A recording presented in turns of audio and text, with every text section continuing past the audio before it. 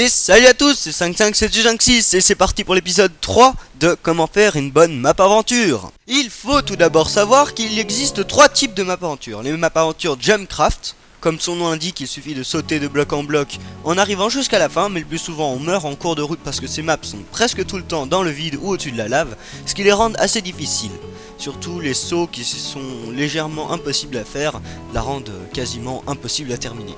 Il existe aussi des maps aventures dites Runcraft, je sais pas si je les prononce bien ni si je les dis correctement, ni si c'est même le bon nom de cette map aventure, mais en tout cas celle-ci consiste à tout simplement, elle a à peu près le même but qu'une map aventure de Jumpcraft, sauf que là il faut courir et arriver le plus vite possible au point de fin. Il existe également la map aventure dite classique, dans laquelle on se contente d'arriver à une fin en passant par diverses et variées épreuves. Dans les maps aventure classiques, il existe 3 types.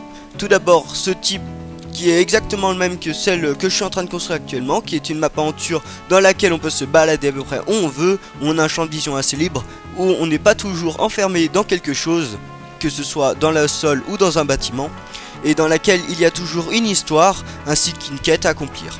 Il y a également les maps du type laboratoire, comme celle le laboratoire que vous pourrez télécharger sur une de mes vidéos. Il existe bien évidemment des mélanges entre toutes ces maps aventures, mais ceci est à exclure. Parlons maintenant des épreuves. Il existe plusieurs types d'épreuves, comme celui-ci, où il consiste à récupérer des objets qui peuvent être soit destinés à être gardés, soit tout simplement être utiles à la suite de la map aventure. Il s'agit le plus souvent de simples et petites épreuves assez discrètes que l'on peut trouver comme si c'était de simples bonus. Hop. Pour les épreuves, pensez à les faire sous forme d'ordre chronologique, les plus faciles d'abord et les plus durs ensuite, sinon ce serait complètement illogique. Au niveau des épreuves, faites en sorte qu'on ne puisse pas tricher et passer directement du début à la fin de l'épreuve sans avoir besoin de la compléter entièrement. Faites également attention aux mobs qui peuvent ruiner votre map aventure alors que vous êtes en train de la construire, donc essayez de la construire en peaceful. Pour les joueurs, c'est différent. Si vous tenez à faire une map aventure qui se joue autre qu'en peaceful, faites très attention aux Endermen et aux Creepers. Faites en sorte que les mobs n'apparaissent pas n'importe où et qu'ils ne détruisent pas tout, ça pourrait ruiner votre map aventure également. Au niveau de la redstone, faites en sorte qu'elle ne soit pas visible par les joueurs et qu'elle marche parfaitement. Pour ceci, procédez à quelques tests pendant que vous faites votre map aventure. Voilà, je vous ai à peu près tout dit au niveau de la construction des maps aventure. Bien sûr, laissez libre cours à votre imagination lorsque vous la construisez. Et oui, même sur YouTube, on peut apprendre quelque chose. Salut à tous, c'est 55756.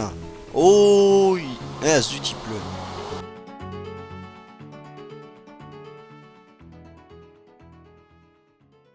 Il y a également les maps du type laboratoire, telles que celle le laboratoire que vous pourrez télécharger. Ah, mais saleté de pluie!